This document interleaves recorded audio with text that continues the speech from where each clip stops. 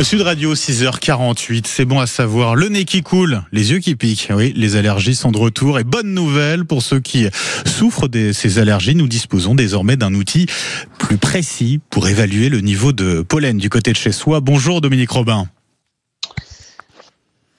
Dominique Robin, bonjour et merci d'être avec nous ce matin sur Sud Radio. On vous entend, vous êtes le directeur général d'Atmos Sud qui publie donc chaque jour un indice pollen. En quoi cet indice est-il aujourd'hui plus précis que les précédents modèles, Dominique Robin ? Vous l'avez tout à fait dit dans votre introduction, il s'agit d'un indice quotidien, alors que jusqu'à présent on disposait d'une information hebdomadaire. Quotidien parce que l'indice pollinique, en fait, il est lié à la fois évidemment à la floraison, donc celle-ci finalement c'est sur de vastes périodes, mais aussi aux conditions météorologiques. En fonction du vent, par exemple ici en Provence, on a eu beaucoup de pluie il y a peu. C'est eu un effet bénéfique immédiat puisque les pollens sont tombés au sol pendant la séquence. En revanche, quand il tombe au sol, il s'ouvre et donc on va avoir des pics aussi d'allergènes au moment où finalement il commence à faire sec. Donc vous voyez que la météo des pollens du quotidien est importante. Ça c'est surprenant, ça veut dire que quand il pleut, faut se dire attention pour les prochains jours, le pollen va remonter, quoi. C'est là où il va être le plus agressif. Oui, il faut imaginer ces petits pollens comme des sacs. Et à l'intérieur, on a des protéines qui sont les allergènes. C'est ceux-là qui, pour les personnes allergiques, finalement, vont créer des problèmes. Et donc, en effet, dès que ça sèche un peu, en fait, on retrouve finalement un pic pollinique qui n'est pas forcément attendu. Sur la question de la précision, vous avez dit c'est au jour le jour. Sur combien de jours vous pouvez prévoir et nous renseigner sur ce risque pollen ? Alors pour le moment, c'est une information qui est quotidienne, qui est sans prévision. On sait que les plantes pollinisent pendant des semaines, donc en fait, en réalité, on n'a pas besoin forcément d'avoir une information quotidienne. Et donc le principe est basé à la fois sur une modélisation d'ensemble, c'est-à-dire que ce sont des données aujourd'hui qu'on va chercher au niveau européen dans un système qui s'appelle Copernicus, vous savez, ce grand système d'observation de l'Europe et du monde, et auquel on vient ajouter finalement des observations de terrain. Et donc c'est ce mélange de ces deux informations qui donne l'indice interpollen. Sur les observations de terrain, ça vient d'où exactement ? Qui va justement faire remonter ces données au niveau français ? Alors, ce sont des petits filtres en fait qui sont apposés sur des toits. Donc, on en a 2 ou 3 à Marseille, par exemple, mais il y en a dans toute la France. Et ensuite, ces bandes collectées vont être prises par des personnes qui vont compter simplement les pollens allergisants. Vous voyez qu'on n'est pas tout à fait dans le même rythme. Je vous donnais la promesse tout à l'heure de la journée. Évidemment, tous les jours, on n'a pas une personne qui compte.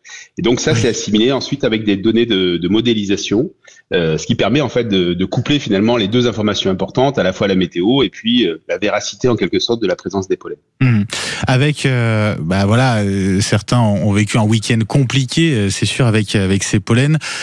Beaucoup de personnes allergiques, de plus en plus en France. C'est quoi les pollens du moment, Dominique Robin ? J'imagine que ça dépend de l'endroit où l'on se trouve aujourd'hui en France.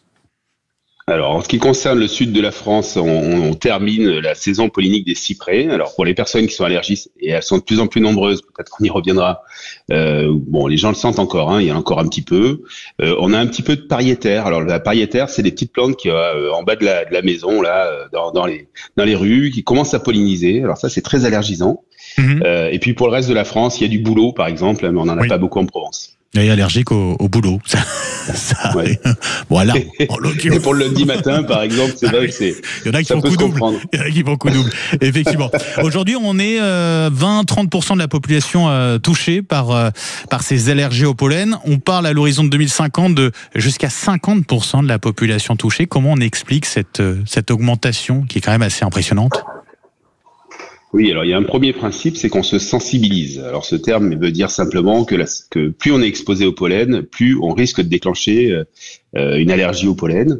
Et la raison pour laquelle il y a un développement actuellement des allergies, c'est qu'il y a une augmentation de la saison pollinique. D'abord, les plantes fleurissent plus tôt. On l'a vu, nous, par exemple, ici en Provence, le noisetier, traditionnellement, c'est le mois de février-mars, on a eu dès fin décembre. Et puis, plus longtemps. Et l'augmentation du dioxyde de carbone, et tout ça étant lié au dérèglement climatique, donc le CO2 s'accumulant dans l'atmosphère, les plantes grossissent plus, et donc elles émettent plus de polluants, de pollen, on peut parler des polluants également. Et donc en effet, plus de pollen, ça veut dire aussi plus de personnes allergiques.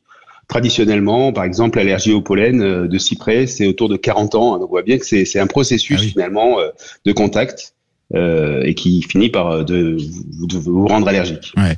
On peut conclure, Dominique Robin, sur les consignes, les conseils, les gestes simples à adopter pour limiter de souffrir véritablement, ou en tout cas de limiter un petit peu cette difficulté qu'on a face aux allergies.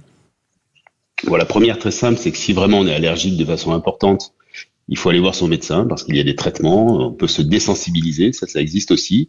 Mais il peut y avoir aussi des impacts plus graves. Et puis dans les gestes du quotidien, porter un masque. Alors c'est vrai qu'on en a pris l'habitude pendant le Covid. Ça limite vraiment très efficace. Ça Alors ça, c'est très efficace contre les pollens. Ça marche pas du tout pour la pollution, si on devait rentrer dans le détail. Mais pour les pollens, ça marche bien parce qu'ils ont une taille qui est assez grossière, donc ils passent pas la barrière du filtre. Le soir, se coiffer ou se laver les cheveux. Alors ça a l'air de rien, mais quand vous allez vous coucher, les pollens qui sont tombés dans vos cheveux, eh bien, si vous pouvez les éliminer, ça évite la sensibilisation. Voilà, donc tout un tas finalement de gestes du quotidien. Ouvrir les fenêtres avant la période pollinique. Alors les plantes, elles vont polliniser pendant la journée, donc le matin et le soir. Vous voyez, donc que pour aérer l'intérieur, pour éviter de les faire rentrer aussi pour la nuit. On retrouve votre indice pollen sur le site d'Atmo Sud, c'est ça ? Alors, Atmo Sud et Atmo France, parce que c'est un service qui est national, au niveau national, qui est délivré par notre fédération, et puis notre site, bien sûr, internet, dans le Sud, Atmo Sud. Et vous êtes en l'occurrence donc le directeur général d'Atmo Sud, Dominique Robin. Un grand merci d'avoir été avec nous ce matin sur Sud Radio. Et très bonne journée à vous.